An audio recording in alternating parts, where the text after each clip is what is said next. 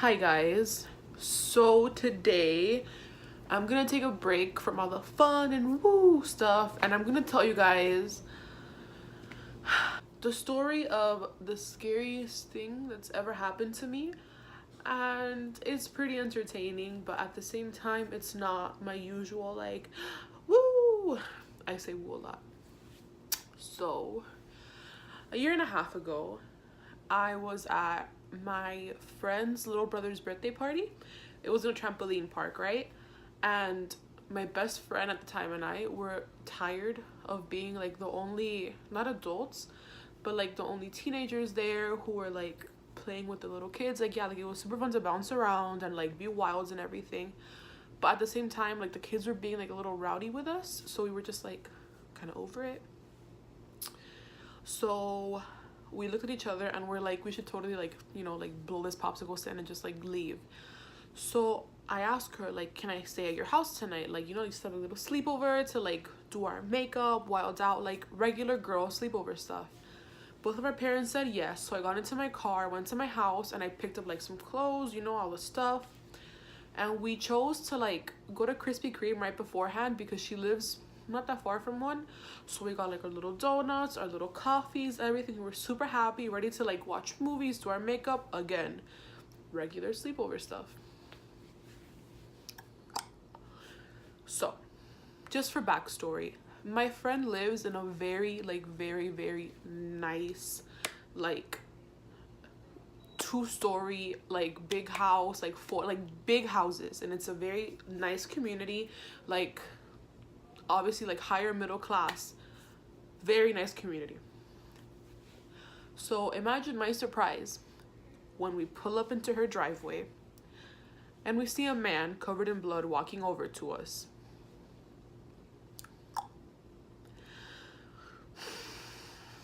I looked at her and she was flipping out, and I was like, oh my God, like, God, I love you and I thank you for everything you've given me in my life thus far, but honestly, like, I'm not ready to meet you at the hands of a bloodied man.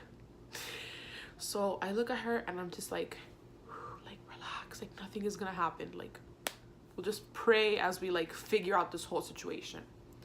So homeboy walks up to me, and mind you, at this point, all 4 of my car doors were open because we had to go, like, obviously, like, leave my car and then go to the back seat to get the donut box, my book bag, like, all this stuff. At this point in time, I had on my backpack with all my clothes, my purse on this arm, my laptop on this arm, with holding the coffee on this hand, and my phone in this hand. So I did not have space, like, not space, but I did not have any means in which to defend myself. So if he charged at us, like something was getting thrown. My phone, my laptop, my coffee, lo que fuera. So he walks up to us and he's like, can I use your phone to call my mom? I just got shanked. And I looked at him and I'm just like, come again? And I'm like, no, I'm so sorry. Like, my phone is dead. I'm really sorry. Like, maybe you could go somewhere else. And he's like, you don't have a phone? My phone was in my hand. And I'm like, no, like, as I'm walking back, like, no, sir, like, I'm sorry, don't have a phone, even though it's 2017, don't have a phone. So at that point, he was like closer to the other side of my car than to me. So my friend shuts both doors and runs to get behind me. And I'm just like, oh my God. Because I've never been in a situation before, like, I didn't know what to do. And Buddy gets closer to my side, because like these doors were closed, so like any entry he had to my car was where I was. So he gets closer to my car and he's like, do you have any water? And I'm just like, no, like, I'm really sorry, I don't have a phone, I don't have water, like, no. This is where I realized that I messed up for like entertaining him for that long without calling the cops. Because in my backseat, guess what I had? An old bottle of water that had been there for God knows how long.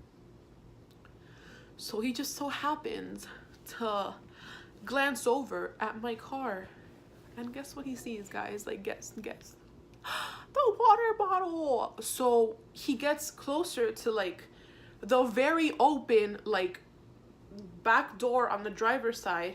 He's like, I see a water in there. And I was like, sorry, like that's my water. Again, why? Like, why was I like, sorry, like, no, you can't have my water, that's my water.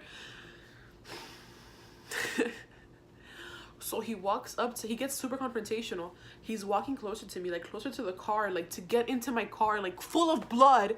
And I have all white, like leather interior seats. And I see him getting closer and closer to me and to like that door. And I'm like, oh my God, like he's gonna get in my car. He's gonna get in my car. It's gonna be full of blood. Like he's gonna like hotwire it and seal it or do God knows what. That can't happen. Cause like, oh my God, it can't. So in a stupid moment of bravery, I walk closer to him and slam that door shut and slam like the driver's door shut. Bad move, guys. So he gets closer to me and he's like, why'd you do that? And I was like, I'm just really sorry. Like, I don't know. I kept on saying, I apologized so much to this man and literally for no effing reason. Like I wasn't in the wrong in any of this. So I was like, you know what? I'm very sorry, sir. Like there's stores all around. Like there's places you can go like to contact them for help if you were shanked, stabbed, like whatever the case might have been. There's places to go that aren't like two teenage girls. So I click like my automatic key, I lock my car and like I start moving backward. So like he gets the idea that like I'm done with this like little like transaction, conversation, whatever. And my friend, I turn around to look at her and she's like red, like she's red. Like of course it's a terrifying situation. Like I don't blame her at all. I was freaked out. She was more freaked out. So I start moving back and I push her and I'm like let's dip. So this next part is really important because like, okay. So since she does have like a very like nice big house, she has the garage here and then like it's like a corner, like I guess. So you have to like turn the corner from where the garage is to get to like the little foyer, like right before like where her door is. It's like a little like roofed thing. So we move back and we turn around and we like run to that little foyer deal that she has right in front of her house. And we start knocking on her door. Like we're knocking like if somebody's about to kill us, which like at this point we're like this man is gonna like come back and stab us and like God knows what, because like why was he shanked? Why was he covered in blood? Why? Like to this day I cannot offer any explanation to why that, like what could have been the cause behind that entire thing happening. So we're obviously flipping out, like nobody's answering the door and we're knocking. We're like, oh my God, like please open up. And I'm like, you don't have keys, you don't have anything, like you don't have like a hidden key outside. She's like, no, I don't, like on the verge of tears, and like I'm flipping out too. And I look back to see where the guy is and I see him getting closer to us. Cause like, you know how it's like the little corner. So I'm just like, we're gonna die. So I grab my friends and I'm like, get closer to the wall so he can't see us like as well. I don't know. So we get closer to the wall and I grab my keys and I have them like, this is with a scrunchie. And I have my keys like this and I'm like, if this man comes past this corner and I just so happen to see him, I'm gonna like jam my keys into his eyeball, his face, his chest, whatever body part got closest to me first, he was gonna get like key stabbed with them.